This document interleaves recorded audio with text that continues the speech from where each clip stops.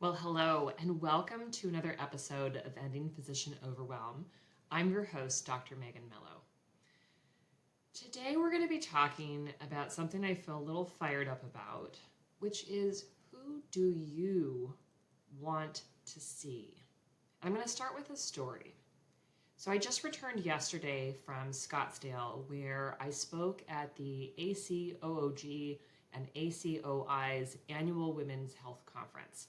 So I was talking about insulin resistance and weight management in PCOS and perimenopause. And I've been preparing for the talk for, a few months now, and it went well, but I was having some mind drama about what to wear because I have not been to a medical conference in person since before the pandemic. I didn't know, what should I wear as a speaker? And so I talked to several of my friends, my physician friends, some of whom have some speaking experience, and many of whom happen to have these awesome, bright Barbie pink jackets that I just loved. But I was like, I could never wear that. But I was asking them, what should I wear? And they knew that I had loved their jackets, and they were like, well, why don't you wear something like this? And I said, no, I couldn't. It's not the right color for me. It's too bright. It's too bold. Couldn't do it. And they were like, why not? And I realized that I had really internalized not only, sort of ideas about what did and didn't look, good on me personally, but also had a lot of internalization about what is professional and what is not professional. And I think in particular, my typical sort of struggles with imposter syndrome and who do you think you are was butting heads with, if you're going to go and speak to a group of physicians and try to be an authority when you don't feel like one, you ought to look and dress like everyone else. You ought to wear something kind of boring, not too bright, right? Don't take up space. This was really living in my brain. And a part of me knows I want to let that go. So ultimately, I bought myself one of these very bright Barbie pink jackets. I totally wore it. I felt good in it. And I just have come to the realization, as silly as it sounds, that this is how I want to show up. And one of my friends in particular left me with a comment when I sent her a picture. She said, that looks like someone I want to hear speak. And I can't tell you the impact of that. And so that's really what we're going to dive into today, thinking about who do we want to hear and see out in the world. So we're going to focus on 3 different areas today, and I hope as you listen, it sort of bumbles around in your brain. What have I been telling myself about how I should or shouldn't be, who I do or don't want to listen to, so that you can start to bust through some of these barriers as well. As I always say, let's do this together. We don't have to do this alone. So many silos in medicine. There's so many things that we face on our own. We should work together. All right, so the first question I want to consider is, who do you want to learn from? So this was another stark contrast as I was giving my talk. So I was paired with someone who is an endocrinologist, and we were both invited to come and speak on obesity topics, and we both had 30 minutes. Now, I didn't know what he was talking about. He didn't know what I was talking about. We gave very different talks. And I was sitting on the stage as he was giving his talk, and it really reminded me a lot of all of the burnout lectures that I used to listen to when I was trying to figure out my own stuff. So there was a period of time, I'll say it was about 2013 to about 2017, where I would go to different sort of physician burnout, physician well-being conferences, and I heard the same lectures over and over again about burnout statistics, how terrible it was in physicians. Here's all the factors that contribute, and often without any solutions. There was no practical information there about what do we do about this? What do we think about this? How does this show up in our bodies? How does this show up in our day-to-day? I was waiting for that always. I was waiting to see, okay, yeah, tell me all the terrible things if you want to, but what am I actually going to do about it? And as I sat listening to his talk about the depressing obesity statistics in the United States, I thought, yeah, but what next? I was delighted to go up after him, to be quite honest, and to be able to give my audience very practical, very person-centric tools that they could start using with their patients on Monday morning. This isn't shade to him, but I realized really, really clearly that what I want as an audience member is to hear people. We wouldn't even have to go along gender lines, although I do see a stark contrast in what is out there. But let's keep gender out of it for just the time being. What I want is physicians showing up as humans, showing me how they think about patients in front of them, how they think about the problems that are going on in those patients' bodies, rather than 3 million studies on esoteric topics or really just depressing information.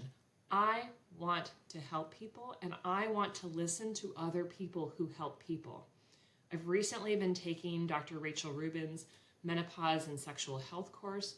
It's phenomenal. And one of the things that I really appreciate about her is that she comes at this from, this is how I take care of patients in front of me. This is how I examine them. This is how I think about, kind of the safety and the things that they personally need. It's not algorithms. It is very evidence-based, as much as there is evidence to support what she's doing, because there's not perfect evidence, and that's true in the obesity world. It's true in all of medicine.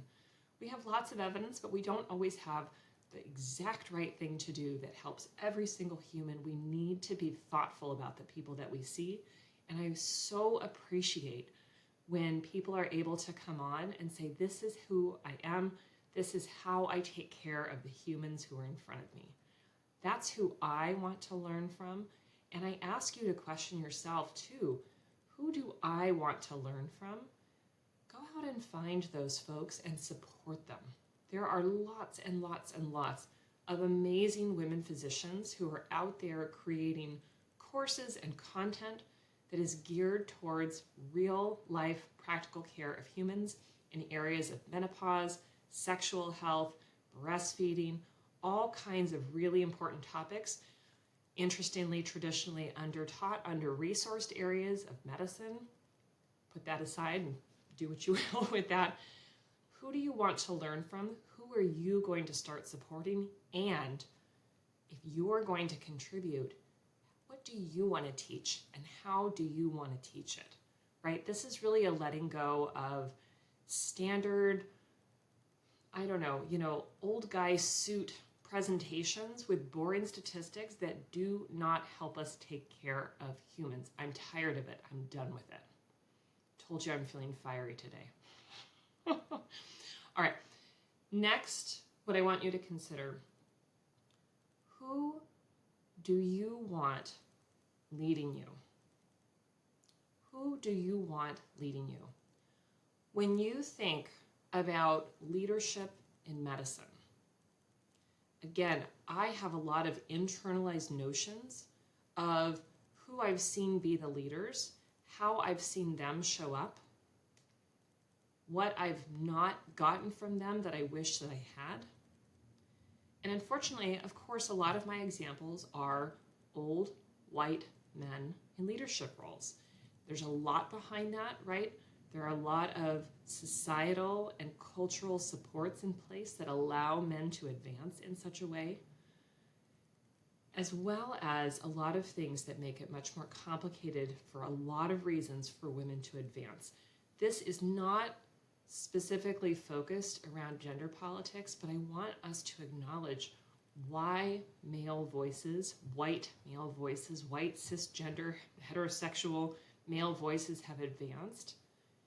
And know that if we want something differently, we are going to need to examine, what do we need, what do we believe, what supports would be helpful, and how am I going to think differently about what I want in a leader, what I expect of a leader,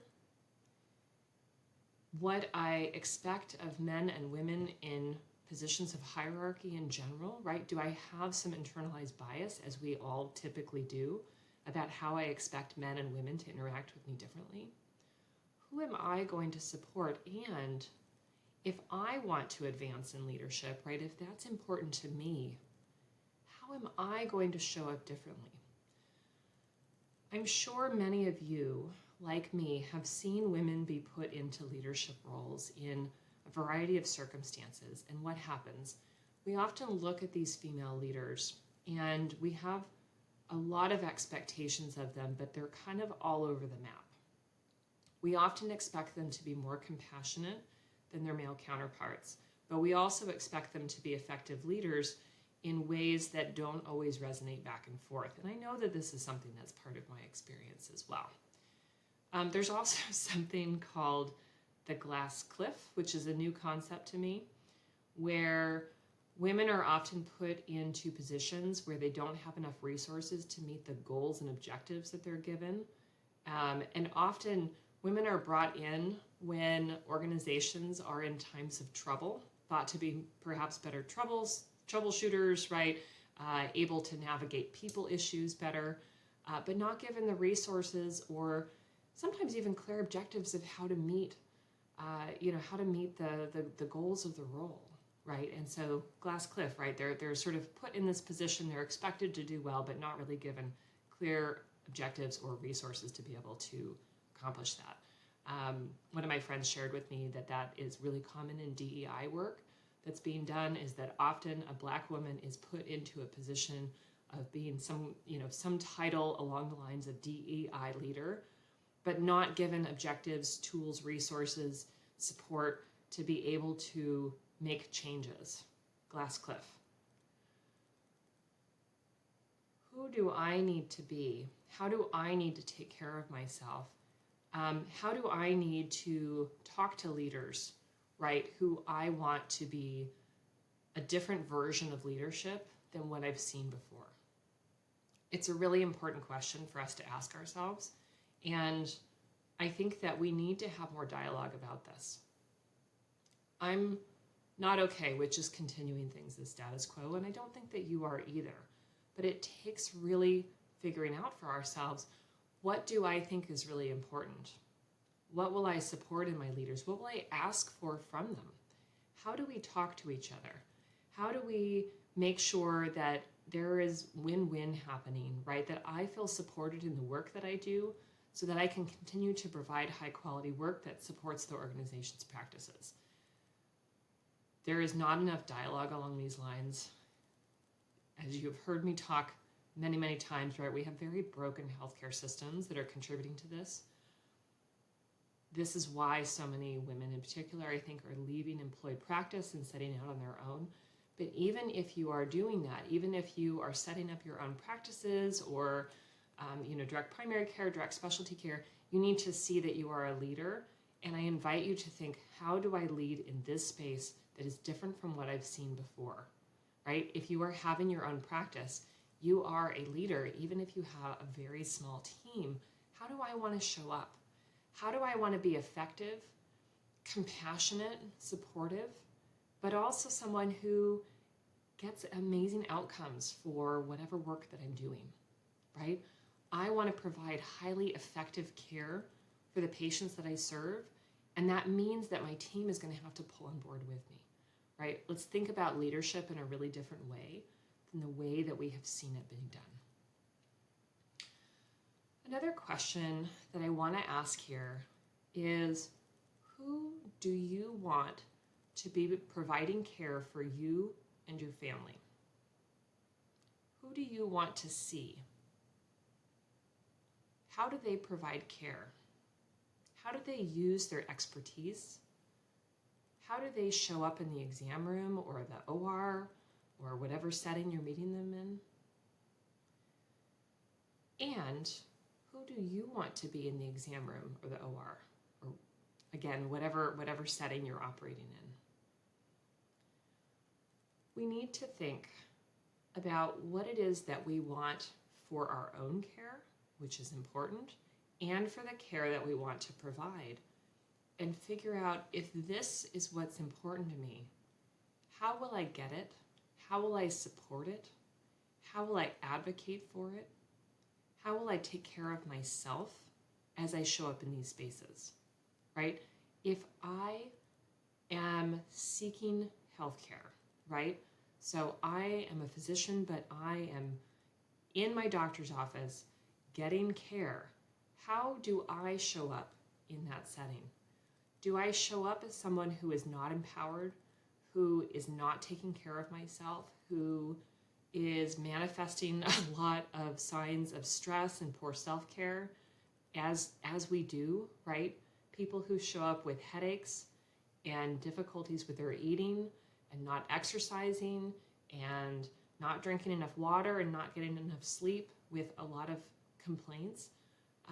Bad things happen to our bodies, friends. You know this. When you do not sleep, when you do not drink water, when you do not eat healthy food, when you do not exercise, not good things happen. When we are steeped in stress, we will have headaches. We will have, dizziness. We will have dehydration. We will have eventually high blood pressure and, diabetes. We will have all of these things.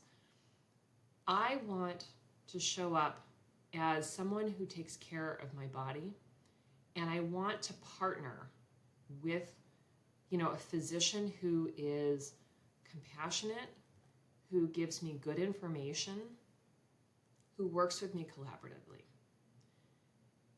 On the other side, that's also how I want to show up as a physician in the exam room. I want to show up empowering people to take care of themselves when they're not in my exam room, to have the right tools that, some of which will come from me and some of which will come from external resources, to be able to take care of themselves. Now, I happen to take care of a population that is largely educated and insured. People often show up in my office seeking my help and expertise. I know that that is not the circumstances, right, that all of us practice in. Some of us practice in a variety of settings, many of which are under-resourced in all the ways that you can imagine. And I have practiced in those settings before, so I get it, right? But if you are practicing in a very under-resourced area, you know how you want to show up, but I want you to show up knowing that you cannot make up for all of the shortcomings of the lack of resources, right? You can show up as a person who is empathetic, who provides excellent care, but also knows that you can't undo damage that people have done to their bodies for a long time. You can't undo, socioeconomic factors. That you can just work with people where they are. And you can acknowledge that you do not have all the resources for how you would take care of people, but you can still choose how you show up. You can show up as someone who continues the message of I'm just going to go back to my obesity work, calories in, calories out. I don't know. That's all I got, right? And pushing people out the door, making it a you problem. Or you can show up and you can say, tell me where you're struggling. Tell me what's going on in your day-to-day that makes it difficult for you to be able to, eat in the way that we've talked about or move your body. Tell me more. We can decide how we want to show up in the exam room, but it's going to take some breaking through of the way we have done things, and it's still going to require that we take excellent care of ourselves, and we still have to set boundaries. I think so many of us go into our work, we recognize all the shortcomings of the systems, we recognize all the shortcomings and challenges in society in general, right? And amongst race and socioeconomic status factors, right? There's a whole bunch of stuff. You cannot bear the burden of all of that. You will not fix all of that. But so many of us come into this work and think, I'm just going to make it all right for people. We do not have the ability, as much time as you want to spend with people and as much time as you're going to ignore the rest of the tasks, the charting, the inbox, right? Because you just want to give everything to this patient and you want to make up for all those shortcomings. You can't. You can't do that. You can be empathetic and compassionate. You can acknowledge the limitations. You can help people start really small. You can give them tools and resources.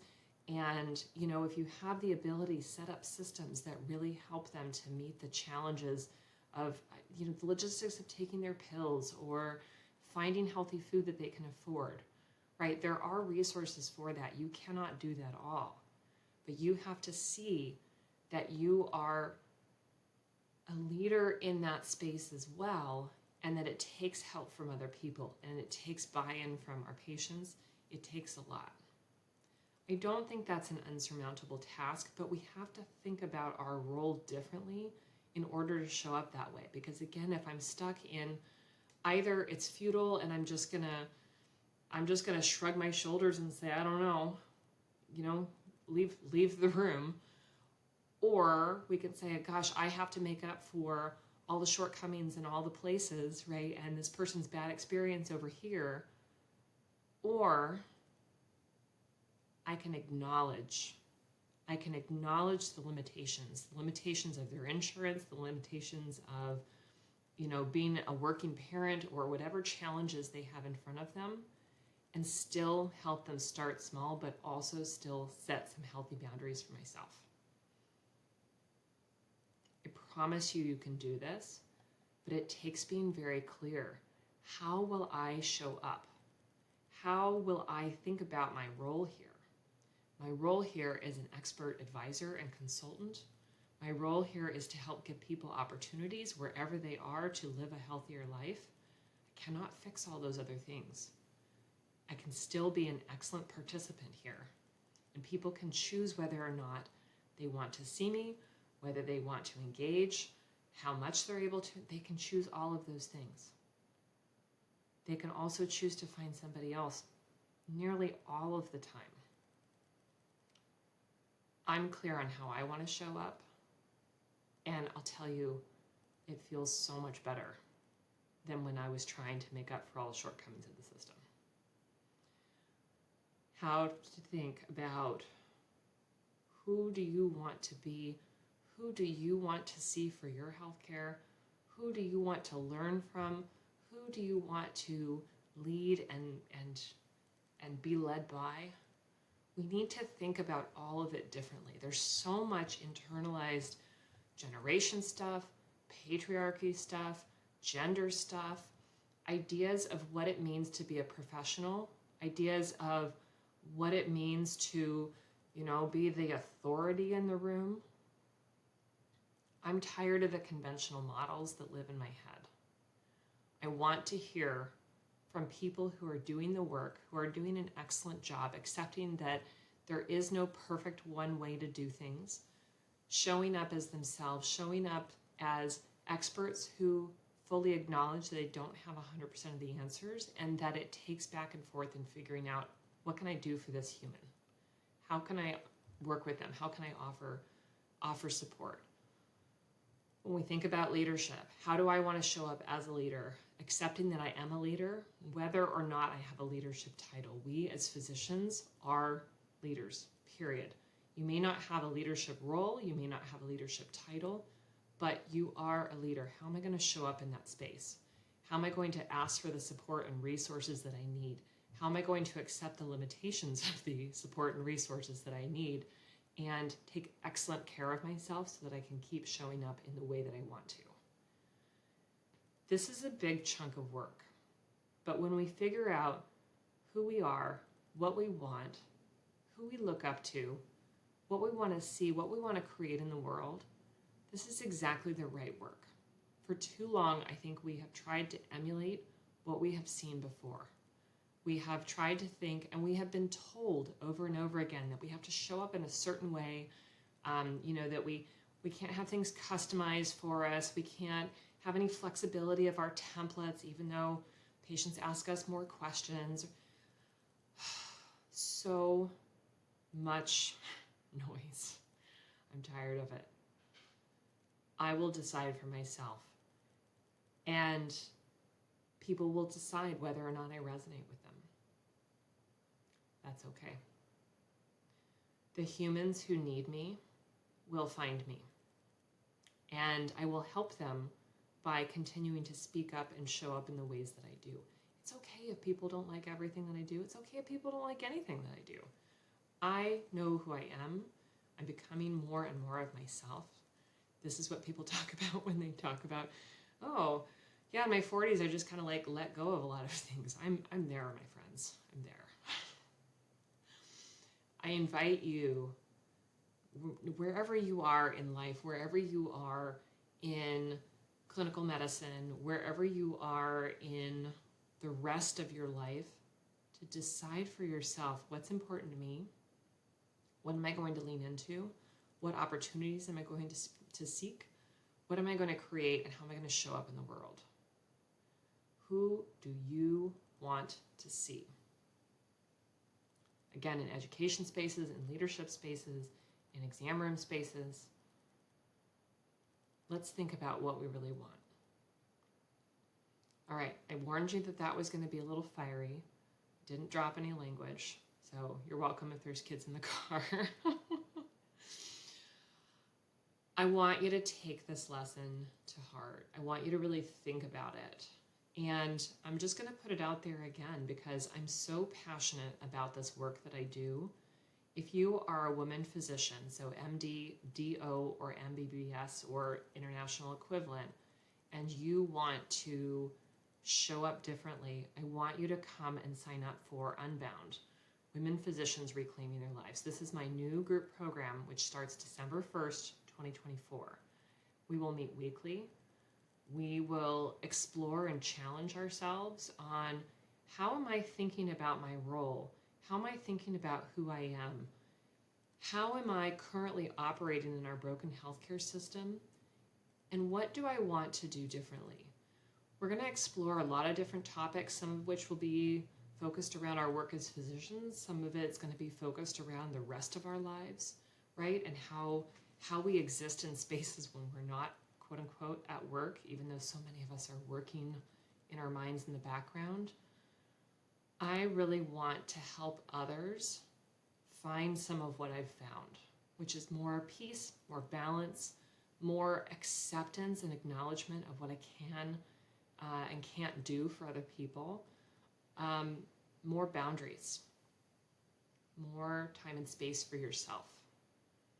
I want you to show up on your own list and to see yourself as an important priority in your life because you are. And if you're not currently taking good care of yourself, you're missing out on the opportunity to feel fully human.